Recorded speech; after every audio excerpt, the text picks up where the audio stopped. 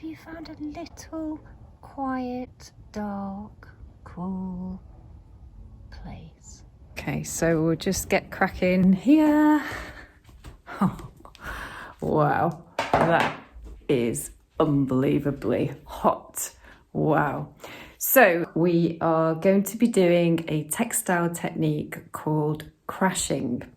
So I have got some examples that I can show you in a second. In fact, let's show you now. So we've got some cotton fabric, we've got some fabric that's been dyed, and we've got some organza, and that's some silk shibori old fabric that I had. You can see that what I've done is sewn some lines on each of them on the sewing machine, and then there is a technique which I'll show you to get this kind of scrunchy fabric, which that one there I just absolutely love. It's got some silk stitching on the sewing machine, on zigzag stitch on there, dyed fabric, and then the crashing textile technique, and those are some other ones too. So those are when you get really tight sort of rippled effect on there when you've sewn the stitching very close together. So these are the fabrics that I'm going to be doing. I've just pulled them out of a bag of scraps that I had. I'm sticking with the blue sort of green theme. So we've got some dyed old fabric. It's actually cotton fabric. Then we've got some old marbled fabric. This is some silk thread zigzag stitch sort of patterned fabric that I had. Actually it's satin.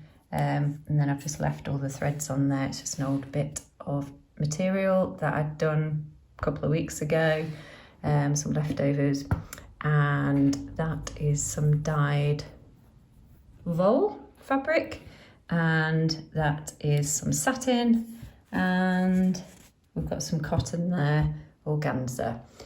So what we do is underneath the fabric that you've chosen, I've only done small little samples, you're going to use some fabric called bondaweb, and if you haven't used bondaweb before, it's kind of a gluey film that's dried, and when it's heated up it sticks to other fabrics, so it's really handy to sandwich in between the fabric that I'm going to use, the top one, and the bottom fabric is called Solufleece.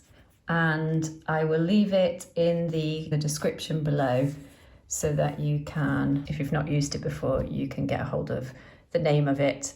All right then, so we've got a few to do here. So we're going to start off by going on the sewing machine. But what we're going to do is I'm just going to use straight stitch, a long length, and I'm just going to do loads of vertical lines and then loads of horizontal lines, and you'll see sort of the gap that I'm going to leave in between.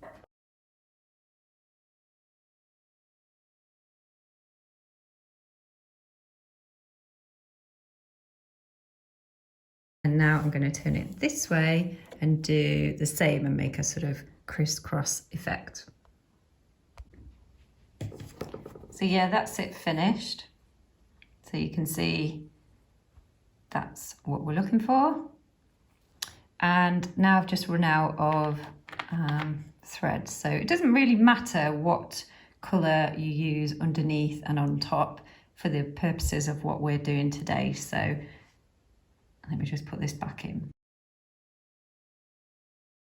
And just to show you on the back, the Solufleece material is kind of like an interfacing material, and I've put the rough side of it facing the bondaweb, like so. So with this one here, because it's obviously got all the stitching on it, you're just going to navigate in between, and it really doesn't matter too much spacing out the stitching and going in different directions, because I've tried a few different ways previously. So just make sure all these threads are out of the way, and I'm going to do the same again.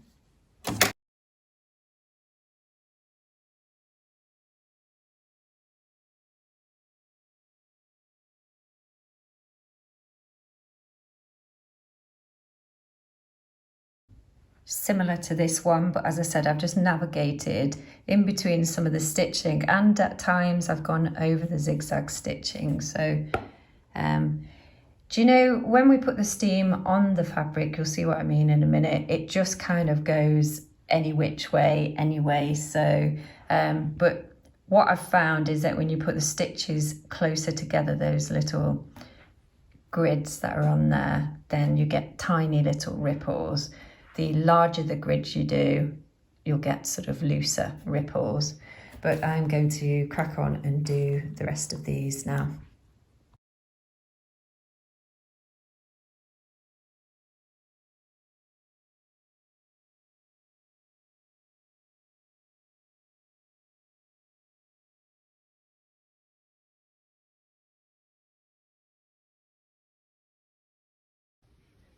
So this is the Solufleece. It's kind of got a bumpy side. Not sure you can see that. And a softer side, okay? And this is the bondaweb. Has that gluey film, and it's just backed up with some paper behind it. Okay then, so now that they're all sewn, I've done most of the grids, the sewing grids, quite close together. So I'll show you the results in a minute. All right then, so it's set on the steam, and what we're going to do is just hover this very, very close to the fabric. If not slightly sitting on top of the fabric, and you can see that the fabric starts shrinking underneath, and so therefore the fabric on top is starting to be fabric manipulated by this steam. So you can keep turning it around like so.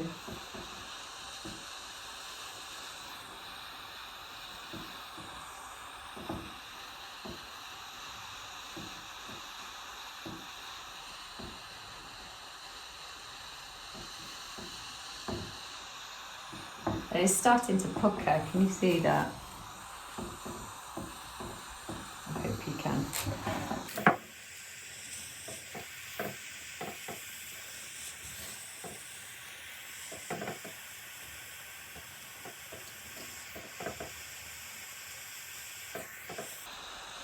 And I might even put the iron just down flat a little bit on it. There we go. I also find that if you put the steam at the side like that as well, it kind of gets a little bit underneath and puckers up a little bit as well, which is quite nice.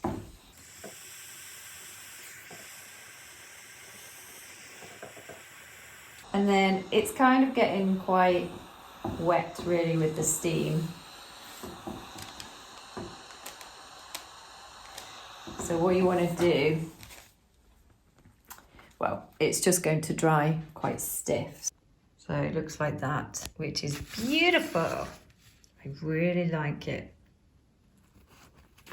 And when it dries quite stiff, then we can start working on the mannequin a little bit with it to just see what we can do. But for now, pretty happy with that one. Let's try another. Okay, this one is the dyed cotton fabric. Let's see how this takes. I think this doesn't steam up.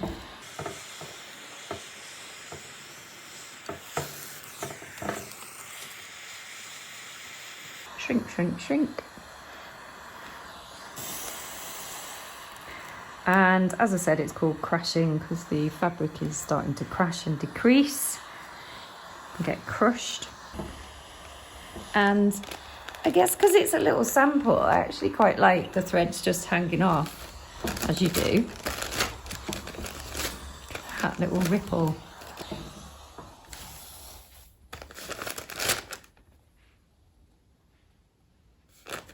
Started it off there and realised perhaps you might want to see, because it is shrinking like nobody's business. Look at this. It's so funny, isn't it, how each of them just completely have a mind of their own. I have completely done a similar bit of sewing on each of the samples. Look at that go.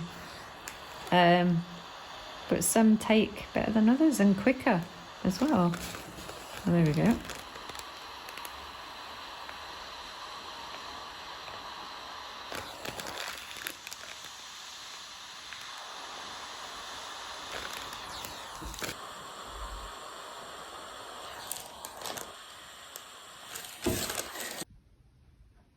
That's that one finished.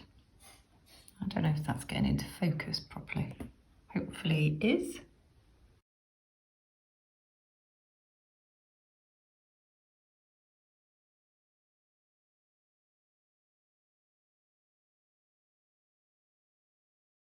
So we've got some super results. I'm really happy with those. I don't know which one's best, to be honest with you. Just delighted with the results. The organza one is just gone teeny tiny. It looks great.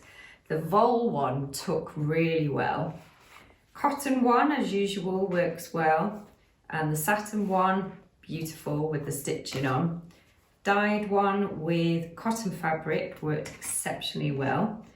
And that is the satin crashed textiles sample. So voile, satin, dyed cotton with brusho. That's the marbled one. Organza, I like that. Satin, cotton, and back to the start with the voile. So yep, those are the samples, and those are the ones that I did before. I think I should probably just mention then that this one here, if you like that effect, just to show you in comparison, if you like that effect, I've literally sewn the grid much wider. The squares are much wider than the smaller grids that I've done there on that one anyway. And also that one's a bit different because it's on quite thick cotton. Anyway, I think that just going to the last video that I did, just looking, I put some smocking up as well with the last video. And I'm just sort of envisaging all of these little samples just work so well together. So anyway, getting carried away here. If you enjoyed this video today and that all the crashing textile techniques might give you some new inspiration for some textile pieces or samples that you might want to explore doing. So if you haven't subscribed already, I'd love you to subscribe, and I shall see you in the next video. Take care of yourselves.